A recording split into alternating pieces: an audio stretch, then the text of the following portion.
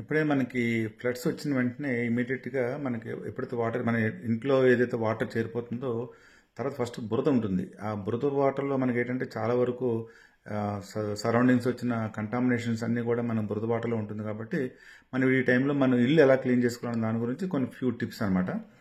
ఇప్పుడు ముందే ఫస్ట్ ఇల్లంతా చాలా వెట్గా ఉంటుంది. అంచేది ముందు ఇమీడియట్గా మనం డ్రై చేయడానికి మనం లోపల మనకి ఆల్రెడీ ఎయిర్ కండిషన్స్ ఉంటే ఎయిర్ కండిషన్స్ పవర్ రెస్టోర్ అయిన తర్వాత ఎయిర్ కండిషన్ పెట్టుకోవడం, లేకపోతే మనకి ఎయిర్ కూలర్స్ ఉంటే ఎయిర్ కూలర్స్, ఎగ్జాస్ట్ ఫ్యాన్స్ ఉంటే ఎగ్జాస్ట్ ఫ్యాన్స్, ఏ విధమైన మొత్తం ఆ డ్రైయింగ్ అవ్వడానికి హ్యూమిడిఫైయర్స్ ఉంటే హ్యూమిడిఫైయర్స్ మొత్తం వాడుకొని మనం వాతావరణాన్ని డ్రై చేసుకోవడానికి ప్రయత్నం చేయాలి.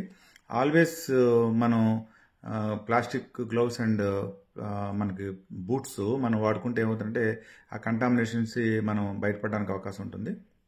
అందుకని ముఖ్యమైనది ఏంటంటే మనం ఏదైతే వాల్స్ మనం క్లీన్ చేద్దాం అనుకుంటున్నామో సర్ఫేస్ ఏరియాస్ కానీ, అవి వాల్స్ కానీ సర్ఫేస్ ఏరియాస్ కానీ హార్డ్ సర్ఫేస్ ఏరియాస్ కానీ ఏదైతే మనం క్లీన్ చేద్దాం అనుకుంటున్నామో ఆ క్లీన్ చేయడానికి ఏంటంటే with gloves, soap and water మనం వాడుకోవచ్చు.